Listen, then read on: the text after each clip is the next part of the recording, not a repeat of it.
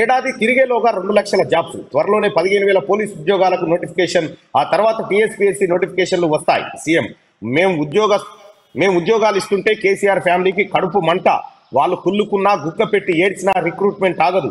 హరీష్ రావు పెట్టే శాపనార్థాలతో పోయేదేమీ లేదని వ్యాఖ్య. ఆరోగ్య శాఖలో త్వరలో మరో 5,000 పోస్టులు భర్తీ. బట్టి విక్రమార్క స్టాఫ్ నర్సులకు నియామక పత్రాలు అందజేసింది. నిన్న తెలంగాణ ప్రభుత్వం ఎల్బీ స్టేడియంలో పెట్టి దాదాపు 6,000 మందికి అందజేసింది. రాష్ట్రంలో యువతకు తాము ఉద్యోగాలు ఇస్తుంటే కేసీఆర్ కు ఆయన కుటుంబ సభ్యులకు కడుపు మండుతున్నదని సీఎం రేవంత్ రెడ్డి అన్నారు. అధికారంలో ఉన్నన్నాళ్ళు నిరుద్యోగులను కేసీఆర్ కుటుంబం వంచిందని మండిపడ్డారు. వాళ్లకు కడుపు మండినా రిక్రూట్మెంట్ ఆగదని, ఏడాదిలోగా 2 లక్షల ఉద్యోగాలు భర్తీ చేస్తామని ఆయన స్పష్టం చేశారు. ప్రభుత్వ ఉద్యోగాలకు ఎంపికైన స్టాఫ్ నర్సులకు బుధవారం ఎల్బీ స్టేడియంలో సీఎం నియామక పత్రాలు అందజేశారు. నిన్న చాలా మంది స్టాఫ్ నర్సులు నియామక పత్రాలు అందుకుంటూ కంటతడి పెట్టారు. ఈ ఉద్యోగం కోసం ఎన్నో ఏళ్లుగా మేము ఎదురు చూస్తా ఉన్నాం. గత పాలకులు కేవలం పరీక్షలు నిర్వహించడం, ఫలితాలను పక్కకు పెట్టడం లాంటి కార్యక్రమాలు ఉంటుండే. కేసీఆర్ ఏ కార్యక్రమం చేసినా అది కొనేలకపోతుండే. ఈ ప్రభుత్వం వచ్చిన 2 నెలల్లోనే మాకు నియామక పత్రాలు అందజేసి మమ్మల్ని ఉద్యోగులుగా స్థిరపడేలా చేసిందని చెప్పి చాలా మంది స్టాఫ్ నర్సులు, వారి కుటుంబ సభ్యులు ఆనందాన్ని వ్యక్తం చేశారు. ఇక స్టాఫ్ నర్సులుగా ఎంపికైన వారికి బుధవారం ఎల్బీ స్టేడియంలో నియామక పత్రాలు అందజేస్తున్న CM Revanth Reddy, deputy CM Bhatti Vikramarka, మంత్రులు దామోదర్ రెడ్డి, దామోదర్ రాజనరసింహ, కొండా సురేఖ, తుమ్మల నాగేశ్వరరావు, అలాగే కోమటిరెడ్డి వెంకటరెడ్డితో పాటు మిగతా మంత్రులంతా ఈ కార్యక్రమాన్ని ఆనంద ఉత్సాహాల మధ్య వాళ్ళ సంతోషాన్ని పంచుకోవడం జరిగింది. ఇక్కడ తెలంగాణ రాష్ట్రంలో ఉద్యోగాలు.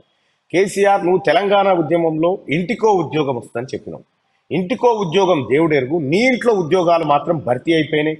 నీ ఇంట్లో ఉన్నటువంటి ఉద్యోగాలు, నీకు ముఖ్యమంత్రి పోస్టు, నీ కొడుకు మంత్రి, ఆ తర్వాత నీ అల్లుడు మంత్రి, నీ సడ్డకుని కొడుకు, నీ ఈఎంపుని కొడుకు వచ్చేసి గోళీలిత్తందుకు రాజ్యసభ ఎంపీ, నీ బిడ్డ ఎమ్మెల్సీ, ఎంపీగా ఓడిపోతే మళ్ళీ మేనేజ్మెంట్ కోటాలో మళ్ళీ ఎమ్మెల్సీని చేసినావు. ఇట్లా నీ ఇంట్లో ఉద్యోగాలు భర్తీ చేసుకున్నావు తప్ప తెలంగాణ రాష్ట్రం వస్తే మాకు ఉద్యోగాలు వస్తాయని ఎదురు చూసిన ఏ ఒక్క నిరుద్యోగి ఏది ఆనందాన్ని కూడా నువ్వు వాళ్ళ కళలో చూపించలేకపోయినావు. ఇది తెలంగాణ ప్రభుత్వం. ఇప్పుడు ప్రజాపాలన సాగుతా ఉంది. ఈ ప్రజాపాలనలో గౌరవ ముఖ్యమంత్రి రేవంత్ రెడ్డి గారు వాళ్ళకు నియామక పత్రాలు అందజేశారు. అలాగే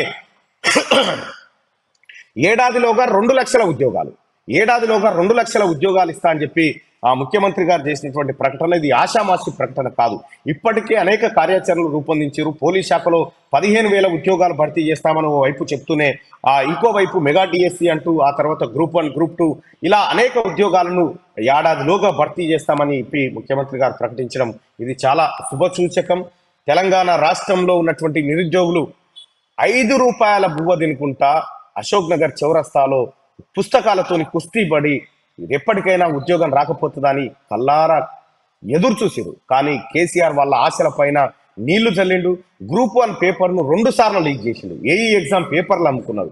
ఈ రకంగా టీఎస్పీఎస్సీ ద్వారా నిర్వహించినటువంటి అన్ని ఎగ్జామ్లను ఆగం చేసిండు కేసీఆర్. కానీ ఇప్పుడున్నటువంటి తెలంగాణ ప్రభుత్వం, కాంగ్రెస్ ప్రభుత్వం ఉద్యోగాల భర్తీ సరే, ఆ రిక్రూట్మెంట్ ప్రక్రియ అప్పుడు ప్రారంభమైనప్పటికీ వాళ్ళ కళ్ళల్లో ఆనందం చూసేటువంటి కార్యక్రమాన్ని మాత్రం తెలంగాణలో ఉన్నటువంటి కాంగ్రెస్ ప్రభుత్వం చేసింది. అలాగే గౌరవ ముఖ్యమంత్రి గారికి ఒక విజ్ఞప్తి సార్, 98 డిఎస్సి బాధితులు, 2008 డిఎస్సి బాధితులు కూడా చాలా మంది వాళ్ళు ఏపీలో లాగా మాకు కూడా అవకాశాలు కల్పించాలని రిక్వెస్ట్ చేస్తా ఉన్నారు. దయచేసి వాళ్ళ అంశాన్ని పరిశీలించాలి. అలాగే జీవో నెంబర్ 46కి సంబంధించిన అంశం కూడా చాలా మంది ఆవేదనతో ఉన్నారు. దయచేసి వాళ్ళ అంశం పైన కూడా ఒక నిర్ణయం తీసుకోవాల్సిందిగా ప్రభుత్వాన్ని కోరుతూ, అలాగే 317 జీవో కానీ, ఉద్యోగస్తులకు ప్రమోషన్ల విషయంలో కానీ ఇంకా చాలా తాత్సర్యం చేసిండు గతంలో ఉన్నటువంటి పాలకులు. దయచేసి ఆ కార్యక్రమాన్ని మనం పూర్తి చేస్తే ఉద్యోగస్తుల మన్ననలు కానీ, ప్రజల మన్ననలు కానీ పొందగలుగుతాం. ఇప్పటికే ఉద్యోగస్తుల్లో కొంత ఆనందం కనిపిస్తూ ఉంది. నేను పట్టభద్రుల ఎమ్మెల్సీ ఎన్నికల్లో భాగంగా ఉద్యోగస్తులను కలుస్తున్నప్పుడు, వాళ్ళతో చర్చిస్తున్నప్పుడు, సార్ మాకు జీతం గతంలో ఎప్పుడు వస్తుందో తెలియదు, కానీ 5 తారీఖు లోపల మాకు జీతాలు వేసేది సార్, అది సంతోషదాయకం అంటే వాళ్ళకి చెప్పడం జరిగింది. మీరు ప్రభుత్వానికి మంచి పేరు తీసుకొచ్చే కార్యక్రమాలు చేయండి. ఖచ్చితంగా మీకు గతంలో వచ్చిన విధంగానే 1 తారీఖు జీతాలు వచ్చే ప్రయత్నం గౌరవ ముఖ్యమంత్రి గారు ఖచ్చితంగా చేస్తారని చెప్పి వాళ్ళకి చెప్పడం జరిగింది.